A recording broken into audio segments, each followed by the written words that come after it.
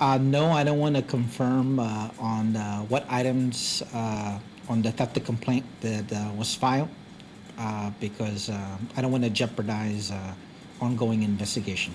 Police Chief Fred Bordallo isn't disclosing much about a theft of property complaint he filed several weeks ago.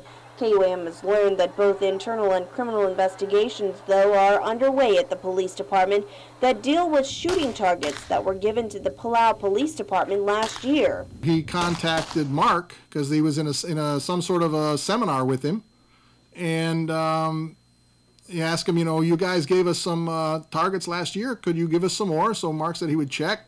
And they checked over with the people over, I guess, the same, where the range is or whatever, and they said, yeah, we got some extra targets.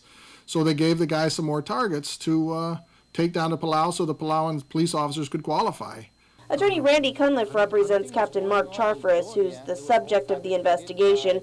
As part of its partnership in the Pacific Islands Chiefs of Police organization, GPD also provided firearms to Palau in the past. The attorney says several years ago, then acting Police Chief Rick Leon Guerrero provided Palau with shooting targets to qualify its officers.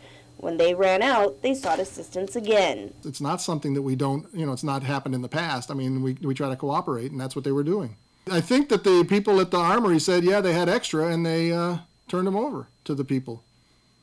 Okay. I mean, I don't think Mark actually gave them to him himself. I think they were given, somebody else did it. While he wouldn't comment on the missing shooting targets, Chief Bordallo does admit the department is lacking the resources necessary to conduct annual firearms qualifications for all of its officers.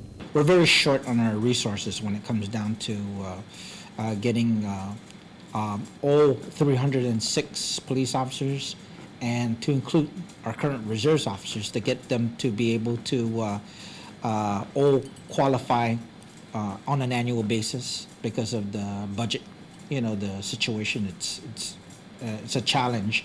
Bordallo says the case remains under investigation and would not comment on whether he ordered officers to stand down and not make an arrest in the case.